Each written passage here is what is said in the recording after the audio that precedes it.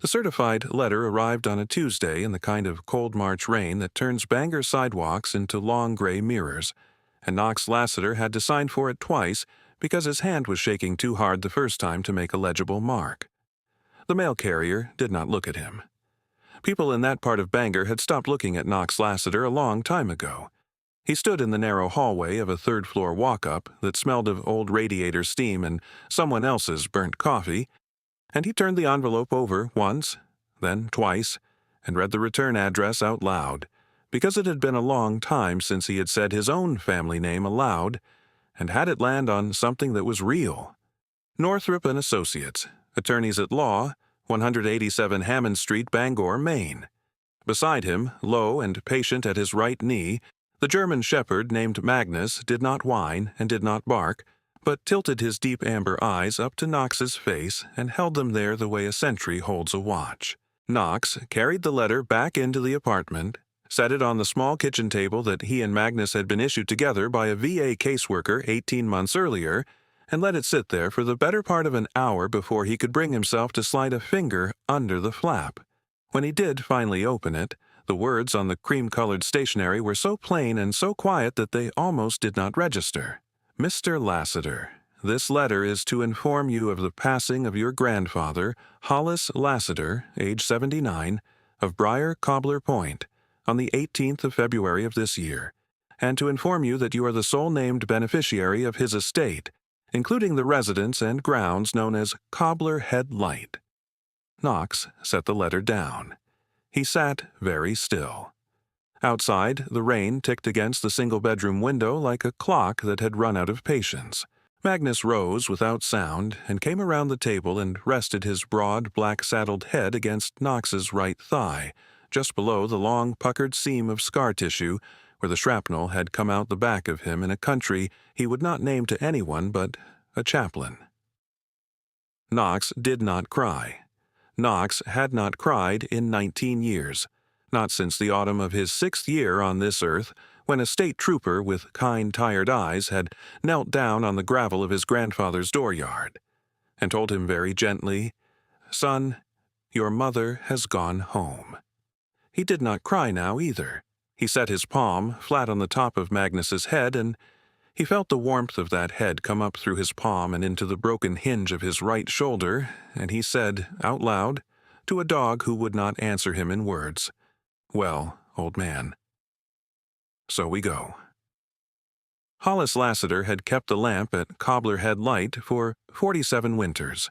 Cobbler Head Light was a fictional small white tower out on a granite headland between the towns of Lubec and Eastport in Washington County, where the Atlantic comes up the Bay of Fundy with the highest tides on the eastern seaboard, and the fog rolls in from August through October as thick as wet wool. The Coast Guard had decommissioned the active beacon in 2009 in favor of an automated buoy 2 miles offshore, but they had left Hollis on as the unpaid civilian caretaker of the keeper's cottage and the tower itself, and Hollis had stayed on through 3 replacement Coast Guard contracts and 4 Maine governors and the slow death of the old lobstering pier at Lubec, because Hollis Lassiter was a man who finished what he started. Knox had been to that lighthouse exactly 1 time, between the autumn of his 6th year and the autumn of his 7th year, in a long suspended grief year nobody in the family ever afterward spoke about. His mother, Bethany Lassiter, Hollis's only child, had been killed by a hit-and-run driver on Route 1A near Cherryfield in October of 1998, and his father, Caleb Lassiter, had answered that loss the only way Caleb knew how, which was a bottle of Old Crow whiskey and a long road. Caleb had driven Knox up to Cobbler Head Light in November, dropped his small son and a duffel bag of clothes on the dooryard, and had not come back for 14 months. In those 14 months, Hollis had taught Knox how to split kindling and how to read tide tables and how to listen for the difference between an offshore foghorn and a nearshore foghorn, and how to pray. When Caleb finally came back for Knox in January of 2000, sober for the moment, ashamed and unable to look his own father in the eye, he had taken the boy back to Caribou and had refused, from that day forward and for the next 19 years, to let Knox see Hollis again. Hollis had written, Hollis had written every single month for 228 months. By the count of a small steel address book Knox had not yet opened. Caleb had returned every letter unopened, marked in a shaking, unsteady hand. Return to sender. No longer at this address. Knox had not known any of this until 18 years later, when a ranger team chaplain in Fort Benning had been kind enough to look up an old man named Knox Lassiter in a public records search, and had handed Knox a printed page with an address on a granite headland in Washington County, Maine, and had said, "Son, your grandfather is alive." Knox had not made the call. Knox had been 28 years old at that time, and on the back end of his second deployment to the Helmand province with the 2nd Battalion of the 75th Ranger Regiment, and he had told himself he would call when he came home, and he did not call when he came home, and he did not call after his 3rd deployment to Mosul, and he did not call after his 4th deployment to a small unnamed town in eastern Syria, where, on the afternoon of the 11th of June in the year 2021, a 30-pound Russian-pattern improvised explosive device had detonated under the right rear wheel well of a Ranger MRAP and had taken Sergeant First Class Booker Dyson's left leg off above the knee and had put 6 pieces of jagged steel into the long muscles either side of Knox Lassiter's spine. The Air Force had flown Knox to Landstuhl. Landstuhl had flown him to Walter Reed. Walter Reed had given him 11 months of titanium hardware and physical therapy, and a medical retirement, and his wife of 7 years, a very tired and very unhappy woman named Sloan, had filed her divorce papers on the same morning she signed his discharge release. Knox had come home to a small one-bedroom walk-up on Hammond Street in Bangor with a forward limp on the right side, and a steel St. Michael medal his mother had given him on his 4th birthday, and very little else. The Bangor Shepherd had paired him with a German Shepherd named Magnus on a Tuesday in the first week of October of 2023. Magnus had been an Air Force kennel dog, call sign K9 provider, with 2 combat tours of his own on the Pakistani border before a torn ligament in his right hind leg had retired him at the age of 4. The VA caseworker had said, "This is a working dog, Mr. Lassiter. He is not a pet. You will work for him as much as he works for you." Knox had said, "Yes, ma'am." The dog had walked into the small Bangor apartment ahead of Knox, sniffed every corner once, lay down at the foot of the small bed, and had not left Knox's side for any meaningful length of time in the 18 months that followed. Now, on a wet Tuesday in March, with the certified letter open on the kitchen table and the rain ticking on the single window and an old man's name newly written into the past tense, Knox Lassiter rose from his chair. He folded the letter in 3. He set it in the breast pocket of the olive M65 field jacket that had been his father Caleb's before it had been his own. He clipped Magnus's leather lead onto the dog's working harness. He went down 3 flights of stairs, slid into the cracked vinyl driver's seat of a 2007 Ford Ranger pickup that had been bought on Craigslist for $900, and he pointed the truck east toward the part of Maine where the country runs out of land and falls into the Atlantic, toward the headland where his grandfather had kept a lamp burning for 47 winters, in the hope that some lost thing of his own would one day come home. The drive from Bangor to Lubeck is 3 hours and 20 minutes on a clear day, and on a clear day in March in Maine, it is also a drive through a country that has not yet decided whether to lay down its winter or take it back up again. Knox Lassiter drove with his right hand on the wheel and his left elbow propped against the door, and the German Shepherd named Magnus sitting at strict attention in the cracked vinyl passenger seat with his amber eyes fixed on the moving road. The Penobscot River fell behind them. Bucksport fell behind them. The Scudic Peninsula came up on the right hand and the spruce ran black against the iron-gray sky, and the small white steeples of Cherryfield and Columbia Falls slid past the windshield in the order Knox had memorized as a 6-year-old boy on the long ride east with his father. He did not stop for fuel until Machias. He bought a thermos of black coffee and a foil packet of jerky from a cashier who looked at the dog and did not look at the man, and he asked, polite and quiet, where a person might find Cobbler Head Light, and the cashier said, "Mister, you take Route 189 East out of Whiting.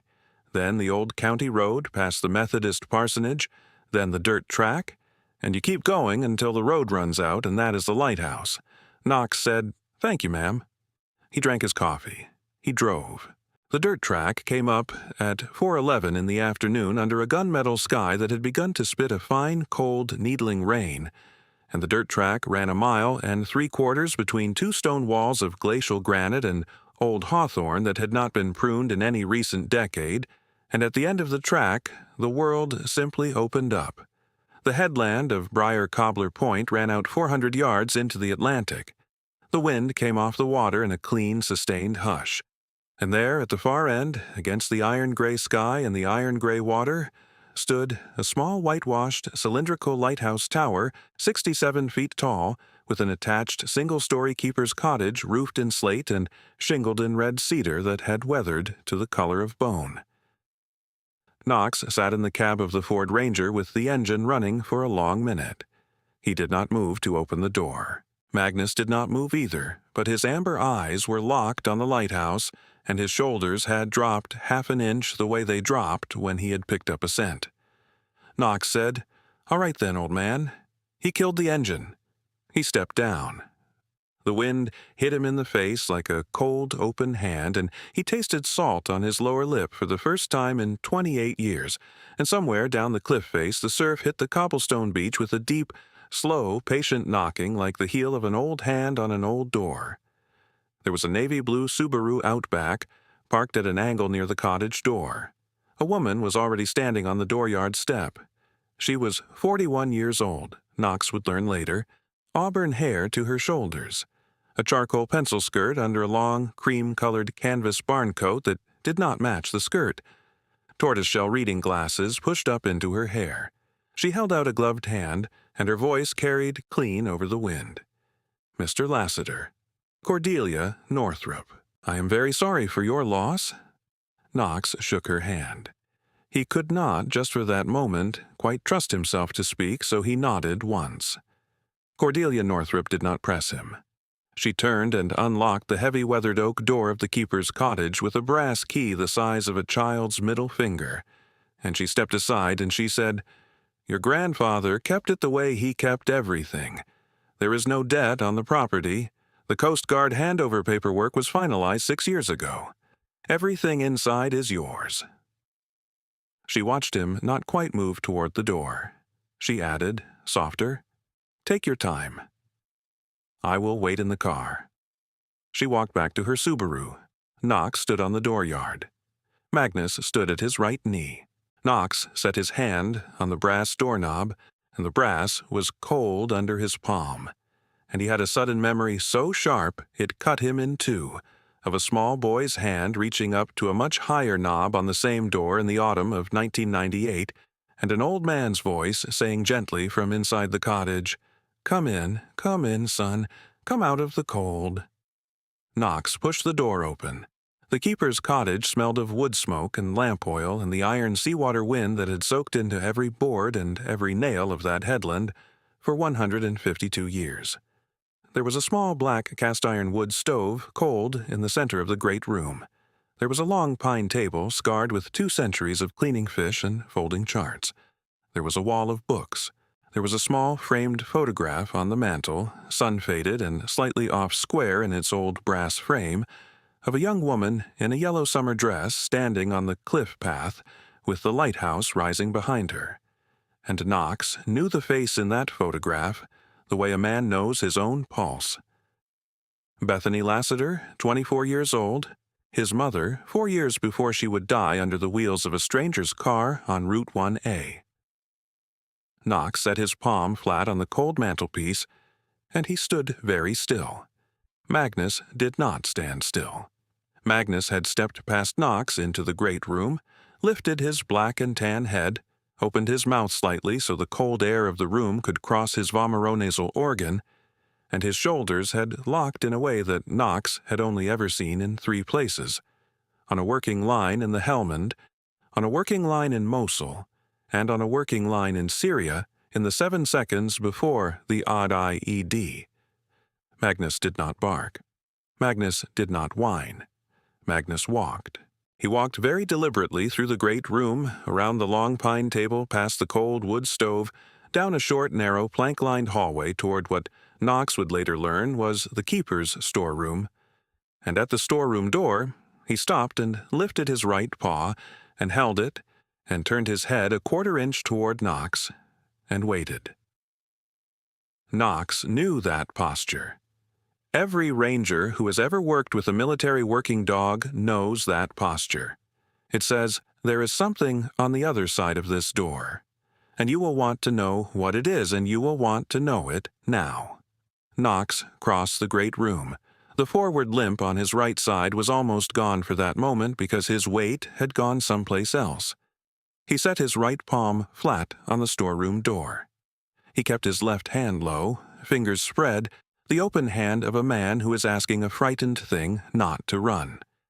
He said in the quiet, level voice he had used in 8 different villages on 3 different continents, "Hello. There is no one here who is going to hurt you. I am opening this door now." He opened the door. The storeroom was a small, narrow space 8 feet by 12, with a single shuttered window.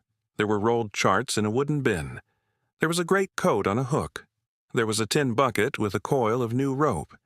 And in the far corner, jammed between the rolled charts and the great coat sitting on a folded gray wool keeper's blanket, was a child. She was 10 years old, Knox would learn within the hour. Light strawberry blonde hair tied back in a tangled braid. Hazel eyes ringed black with sleeplessness. A faded navy blue hoodie 3 sizes too big, the cuffs torn off and folded back over knuckles. Pink sneakers held together with bands of silver duct tape.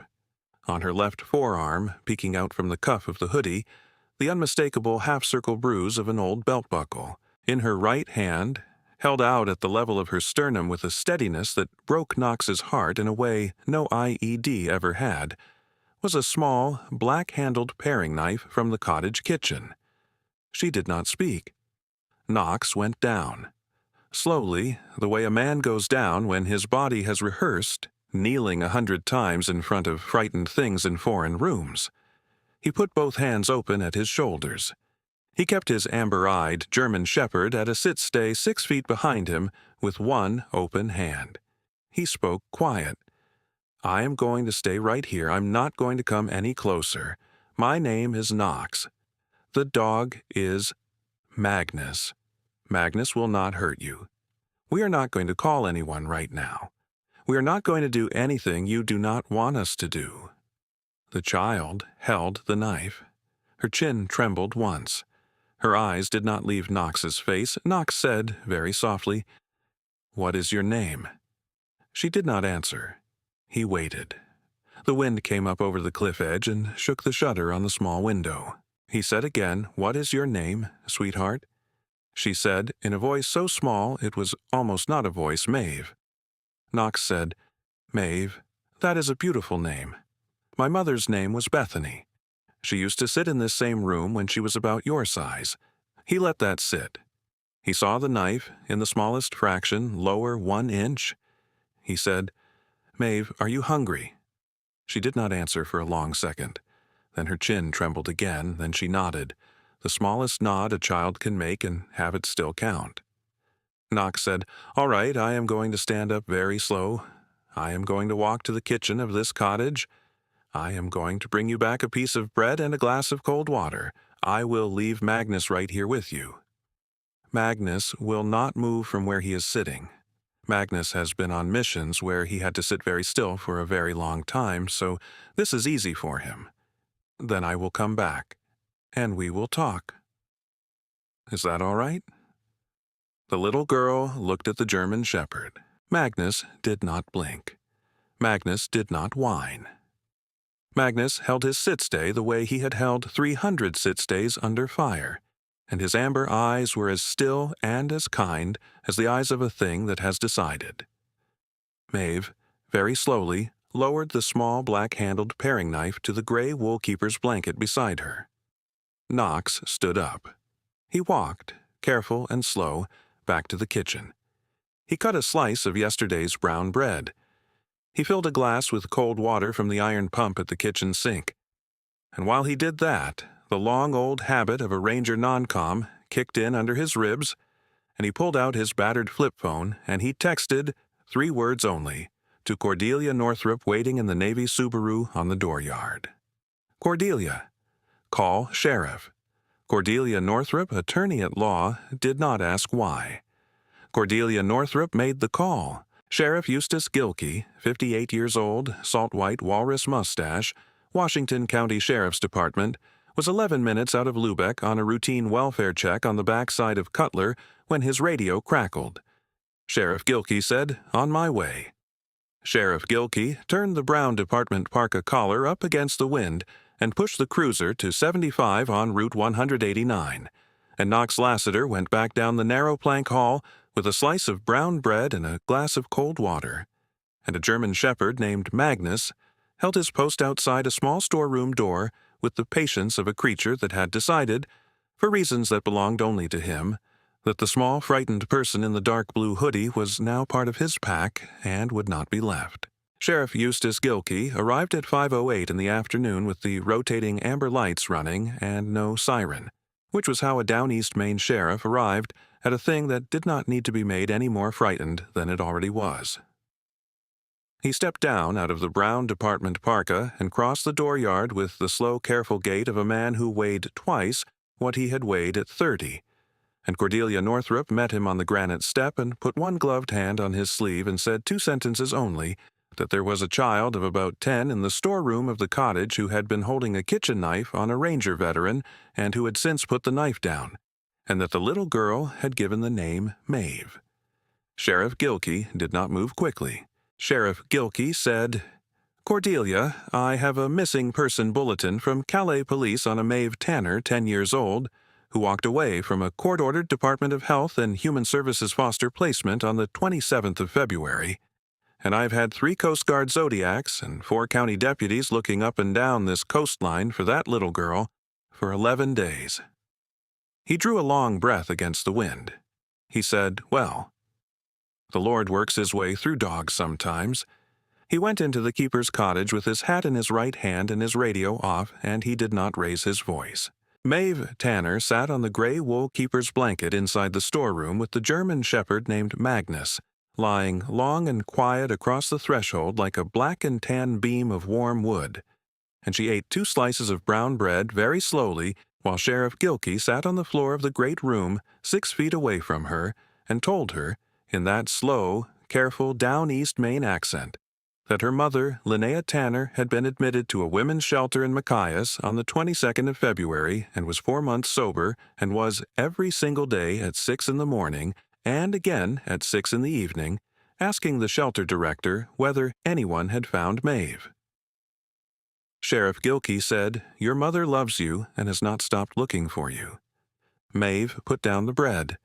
Sheriff Gilkey did not push.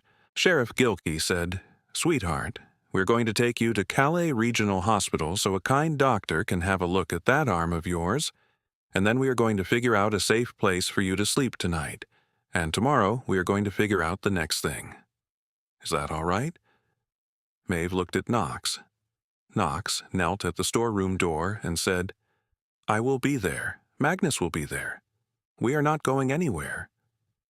Maeve gave the smallest nod a child can give and have it still count, and Sheriff Gilkey, who had 4 grown daughters of his own, blinked twice in a way nobody saw, and they wrapped Maeve in the gray wool keeper's blanket and drove the 41 minutes to Calais Regional Hospital with Magnus's amber eyes never once leaving the backseat passenger from the floor well of the cruiser.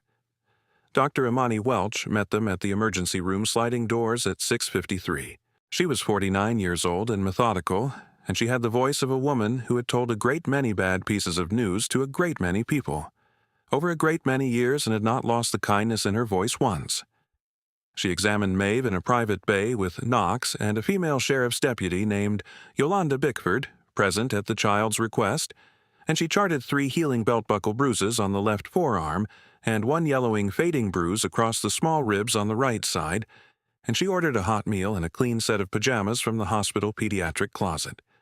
And she said quietly to Sheriff Gilkey in the corridor, "If you can put together emergency kinship placement tonight, Sheriff, I would like to keep this child out of a state foster bed and inside the company of the dog who found her until at least Friday. Cordelia Northrup, who had not gone home, made 11 phone calls in the hospital waiting room over the next 2 hours. She called the Washington County Emergency On-Call CPS supervisor. She called Linnea Tanner at the Machias shelter on a phone the shelter director put through for them. Linnea Tanner wept on the phone for a full minute before she could speak, and when she could speak she said, "Please, please, that gentleman with the dog. If my Maeve will let him near her, please, please let her stay where she is until I can get my feet under me." Cordelia called the on-call DHHS supervisor in Bangor. She had Knox's medical retirement paperwork. She had a copy of the trust account number Hollis had set up, which she had not yet shown Knox. She had Hollis Lassiter's 47-year unbroken tenure as a federally documented civilian caretaker of a Coast Guard property, and she had a personal letter on Bangor Methodist Conference letterhead from Pastor Niles Sumner of Lubeck dated the 3rd of March, which said in the gentle, plain prose of a man who had been a pastor for 36 years that Hollis Lassiter had been a member in good standing of his congregation since 1979, and that any grandson of Hollis Lassiter could be trusted with the keys of the kingdom, let alone the temporary safekeeping of a child of God. The on-call DHHS supervisor took 35 minutes to call back. The answer was yes. Provisional emergency kinship placement, 72 hours, then a Friday case conference in Calais, with a deputy weekly check-in and Pastor Sumner serving as community signator.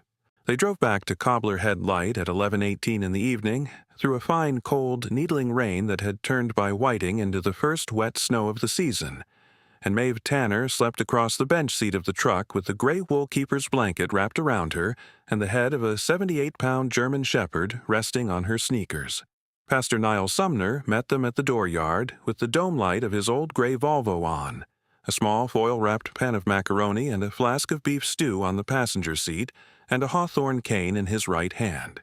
He was 62 years old and slight and white-haired, and he did not say one wasted word. He carried the macaroni inside. He laid it on the long pine table.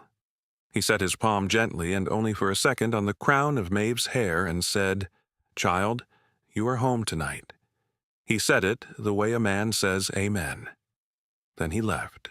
The first night at Cobbler Head Light, Maeve slept in the small narrow bed at the back of the keeper's cottage that had been Knox's bed in the autumn of his 6th year, under a quilt that Bethany Lassiter had stitched in the summer of 1990, with a German Shepherd named Magnus lying long and warm at the foot of the bed, and Knox Lassiter sitting in the rocker by the cold black wood stove, with one hand on the steel St. Michael medal under his shirt, and the other resting on the head of his right thigh, just above the long puckered seam of scar tissue.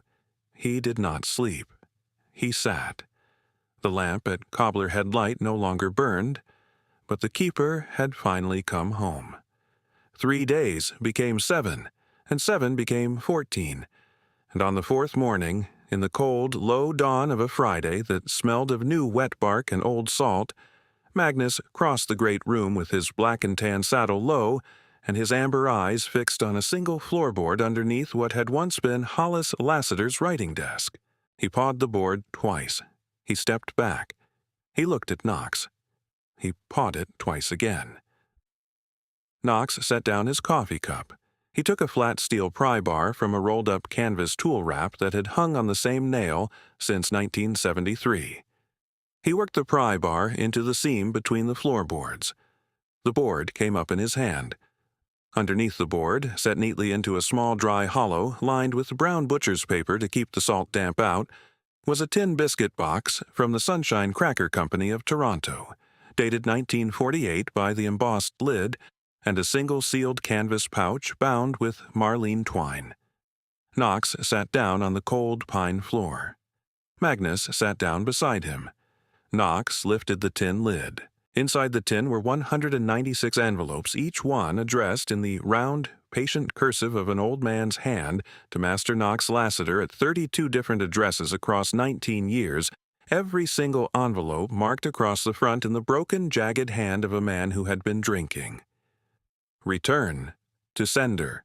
No longer at this address, and every single envelope returned, unopened, to the small post office at Lubeck. Knox did not open the first envelope. He set the tin down. He went and got Maeve out of the small, narrow bed.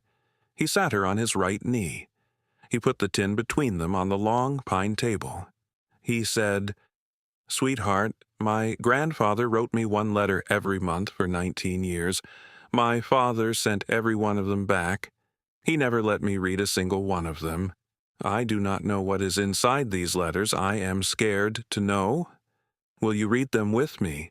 Maeve, who had not yet read one chapter of any book to any adult in her life, set the paperback copy of Charlotte's Web she had been clutching since the storeroom down on the table beside the tin, and said, in a voice that did not tremble, "Yes." They opened the first letter together. Hollis Lassiter, in his round, patient cursive, in the hand of a man who had kept a lamp lit for 47 winters because he had been raised to keep his promises, had written to a small grandson he had not seen in 14 months.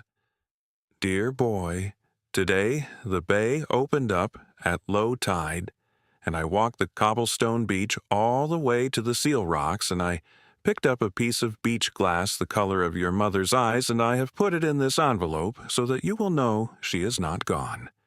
The piece of beach glass, sea-tumbled, and the warm green of an apple peel fell into Knox Lassiter's lap.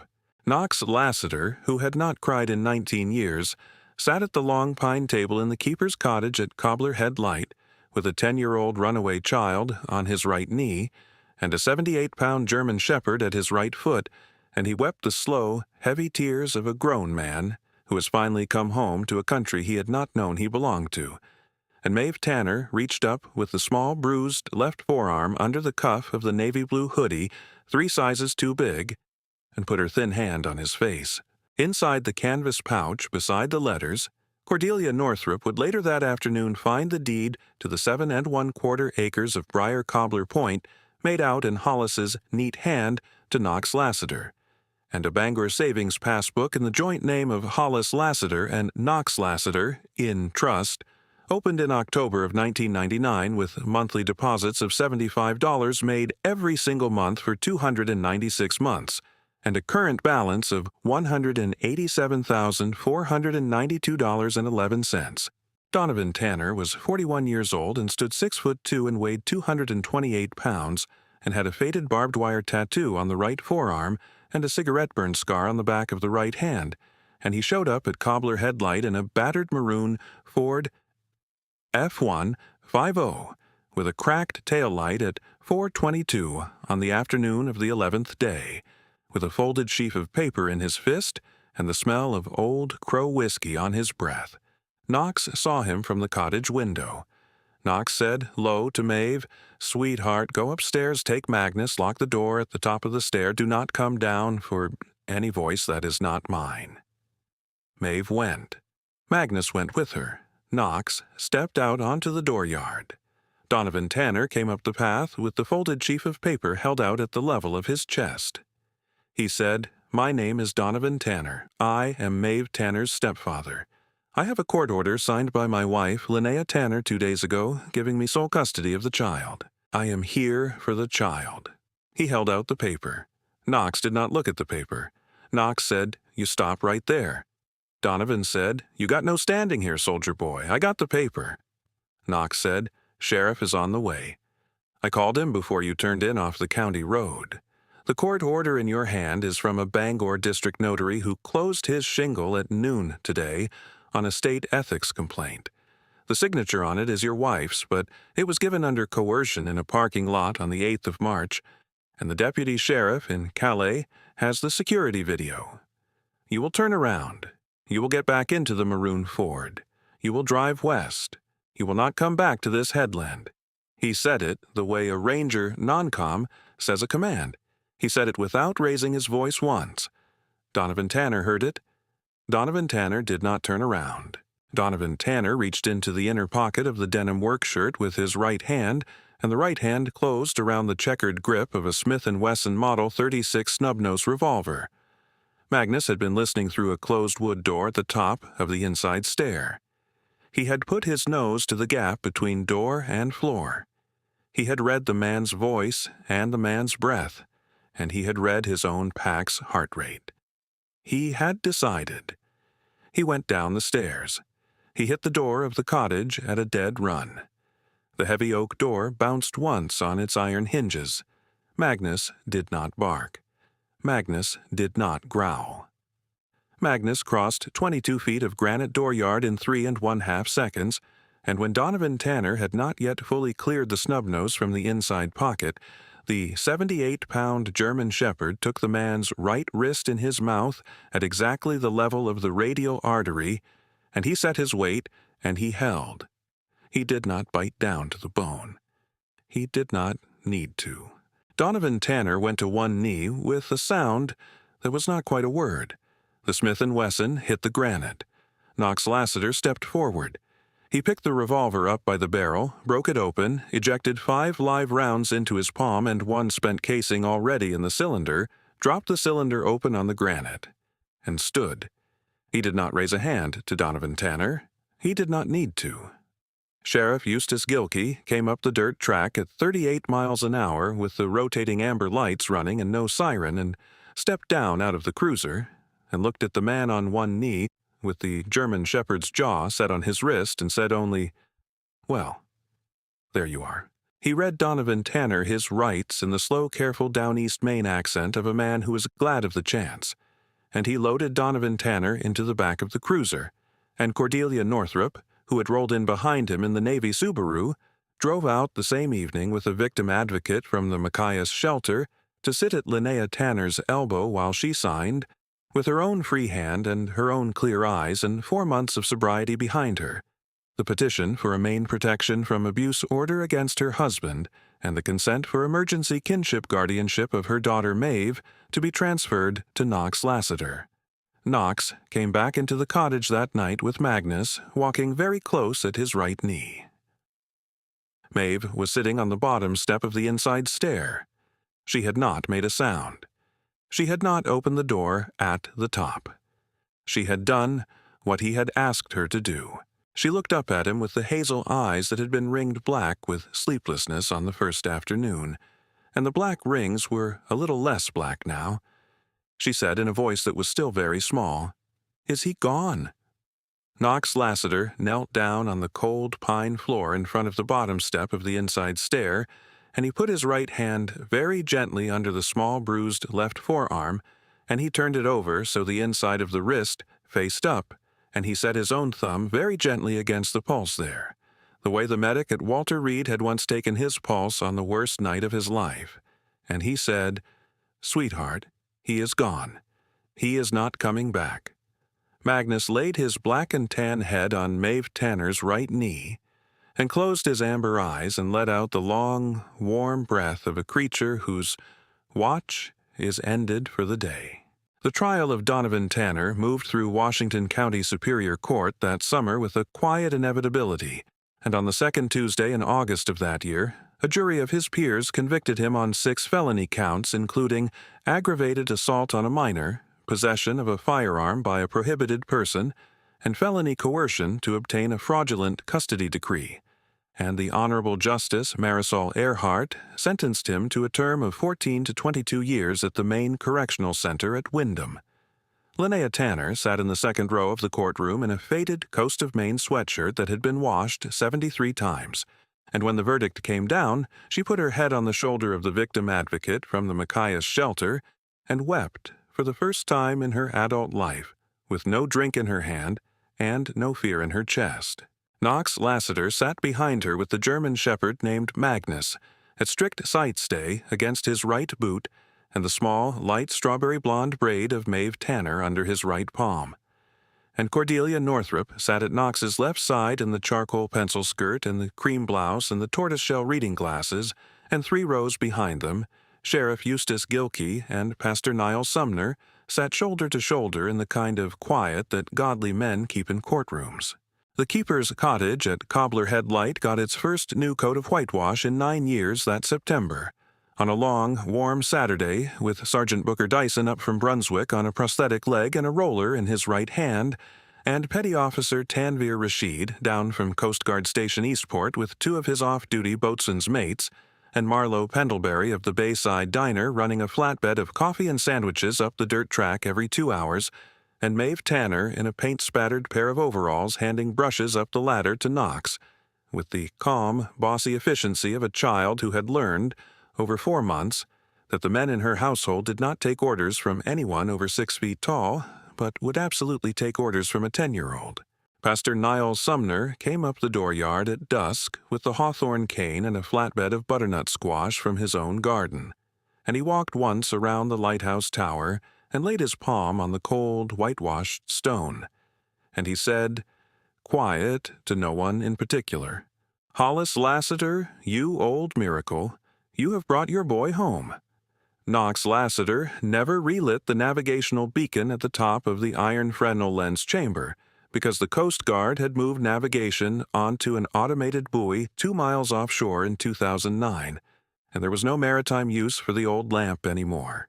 But on the first Sunday of November of that same year, with the Bay of Fundy laid out flat as iron under a hard, low autumn sun, Knox Lassiter, with Sergeant Booker Dyson and Petty Officer Tanvir Rashid, and a small electrician's apprentice named Calixto Reyes from Eastport Vocational, mounted a single 100-watt warm white incandescent service lamp in the iron chamber at the top of the 67-foot tower, wired to a small marine-grade switch on the keeper's pantry wall, and he flipped that switch on at 4:41 in the afternoon, the first lighting of any kind to come out of Cobbler Head Light in 15 years, and he called it Hollis's light. He did not call it a beacon for ships. Ships did not need it.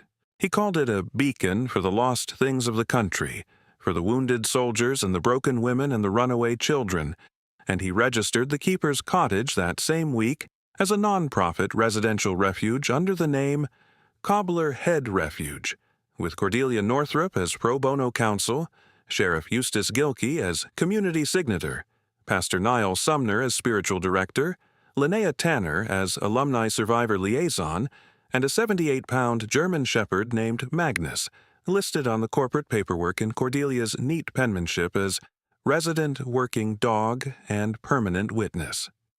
The first guest at Cobbler Head Refuge was a 28-year-old Marine corporal named Davina Whitlock from a small mill town in southern New Hampshire, who had lost her firing hand at the Second Knuckle in Helmand Province and her marriage in the year that followed, and who arrived at the dirt track turnaround in a salt-crusted Toyota Tacoma on the 3rd of December with 1 duffel bag and 1 black Labrador named Pepper, and stayed 61 days.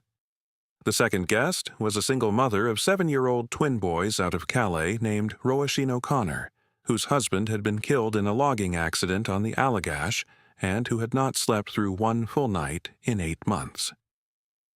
The third guest was a 13-year-old runaway from Bath named Hideo Yamamoto Bell, whom Sheriff Gilkey personally drove up from a Lewiston bus station at 1 in the morning, with the rotating amber lights off and the heat in the cruiser turned all the way up.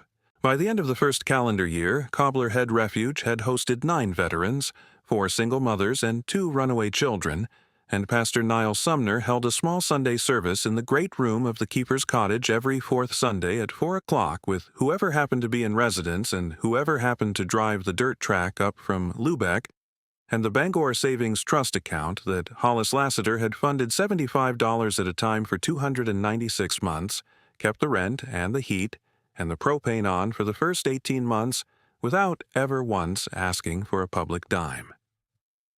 Linnea Tanner moved into the cottage at Cobbler Head Light in March of the 3rd year after she had completed 2 years of long-term recovery housing at the Machias Shelter and 2 years of sponsored sober living in Lubeck and a community college bookkeeping certificate, and she took the small back bedroom that had once been her daughter Maeve's first safe room. She did not move in as a guest. She moved in as the bookkeeper of Cobbler Head Refuge, on a salary of $44,000 a year that Cordelia Northrup had written into the nonprofit budget the previous October. She and Maeve Tanner reunited under that roof on the 22nd of April of that year, 6 years and 25 days after Maeve had walked away from a Calais foster placement in a navy blue hoodie 3 sizes too big with a paperback copy of Charlotte's Web in her right hand. They did not need a ceremony. Linnea sat down at the long pine table that Bethany Lassiter had once cleaned fish on, and Maeve, who was now 16 years old and 5'6" and a junior at Lubeck High School, sat down across from her, and they ate a bowl of beef stew that Marlowe Pendlebury had sent up the dirt track on the Bayside Diner flatbed, and a 78-pound German Shepherd named Magnus laid his head down across the toes of Linnea Tanner's second-hand work boots, and let out the long, warm breath of a creature whose pack count had just gone up by 1. Knox Lassiter and Cordelia Northrup were married on the 24th of June of the 7th year, in the granite dooryard of Cobbler Head Light, with Pastor Niles Sumner officiating with the hawthorn cane in his right hand, and Sergeant Booker Dyson standing as best man on the new prosthetic leg, and Maeve Tanner standing as maid of honor in a pale yellow summer dress that her grandmother Bethany had worn in a single sun-faded photograph on a mantel many years before. The aunt of the bride was a small chocolate Labrador named Biscuit. The best dog of the groom was, of course, Magnus. There was a cake from the Bayside Diner. There was a fiddle player from Eastport. There was a single white envelope with a Wyoming postmark, hand-delivered by the Lubeck Rural Route mail carrier the morning of the wedding, on which a steady level pen had written, "To Knox and Magnus, from one refuge keeper to another." Inside, on a single sheet of cream stationery, in the careful hand of a man who had once been a homeless veteran with a snowbank puppy in the front of his field jacket, was a short paragraph that read, "Our refuge in the Bighorn country sends its blessing to your refuge on the Atlantic. We have been told what your dog Magnus did at a storeroom door. We are not surprised. The dogs always know. Stand your watch, brother. We will stand ours." The letter was signed simply, Reed and Juno, Snowbank Refuge, Wyoming. Knox set the letter on the long pine table beside the tin biscuit box, and the deed, and the small piece of warm green sea glass, and he closed his eyes for 1 second, and he said quiet, "The dogs always know." Magnus, who had heard the man speak that sentence 3 times that summer alone, did not lift his head from the toes of Maeve Tanner's pale yellow shoes, but he let out the long, warm breath of a creature who agreed. Magnus the German Shepherd of Cobbler Head Refuge, of Briar Cobbler Point, of Washington County, Maine, lived to the age of 13, which is a long, full life for a working military shepherd. He died on a cold, low dawn in late February of the 10th year in front of the cold black wood stove in the great room of the keeper's cottage, with Knox Lassiter sitting on the cold pine floor with the dog's broad black and tan head in his lap, and the steel St. Michael medal pulled out from under his shirt and resting on the gray muzzle, and Maeve Tanner, who was 19 years old and home from her freshman year at the University of Maine at Orono on a pre-law scholarship endowed by Cordelia Northrup, sitting beside him with both her thin hands wrapped around the dog's right front paw, and Pastor Niles Sumner reading aloud, very gently, from the 23rd Psalm. They buried Magnus on the cliff path under a wind-twisted hawthorn tree that overlooked the cobblestone beach, in the same spot where a 6-year-old boy had once picked up a piece of warm green sea glass the color of his mother's eyes, with a small slate marker carved by Sergeant Booker Dyson that read, "Magnus, resident working dog and permanent witness." He stood his watch. By the end of the 11th year, Cobbler Head Refuge had hosted 41 wounded veterans, 19 runaway children, 8 single mothers, and 4 elderly merchant mariners with no other place to go. Maeve Tanner graduated from the University of Maine School of Law in the spring of the 12th year, and she came home to Lubeck, and she opened a small storefront practice on Water Street with Cordelia Northrup as her senior partner, and the same brass plate on the door that her grandmother's pastor had once used in a letter on Bangor Methodist Conference letterhead, "Annie, grandchild of Hollis Lassiter, can be trusted with the keys of the kingdom," and Maeve Tanner specialized in protection from abuse petitions for women and children of Washington County, Maine. Linnea Tanner kept the books at Cobbler Head Refuge for 17 years.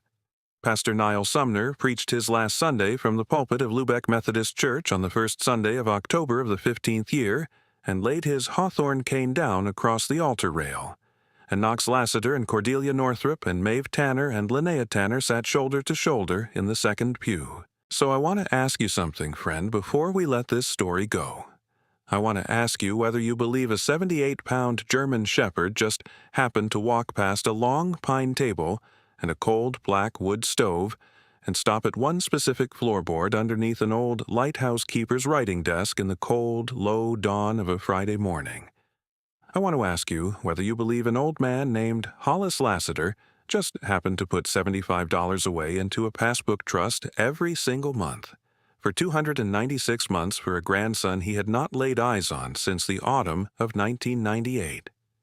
I want to ask you whether you believe a wounded ranger from a small one-bedroom walk-up on Hammond Street in Bangor just happened to drive 3 hours and 20 minutes east on a wet Tuesday in March because of a piece of certified mail. I do not believe any of those things were accidents. I believe an old man kept a lamp lit in a country called Maine for 47 winters because he had been raised to keep his promises. And I believe a certain Father in heaven kept a much older lamp lit in a country called eternity. And I believe the two lamps were always going to find each other one day. So, if you are sitting tonight in a small one-bedroom walk-up that smells of someone else's burnt coffee, with a piece of certified mail in your fist, and a long, puckered seam of scar tissue across your back, and a divorce decree in a kitchen drawer, and 19 years of unsent letters in someone else's hand, do not put yourself to sleep tonight without knowing this: the lamp is still lit.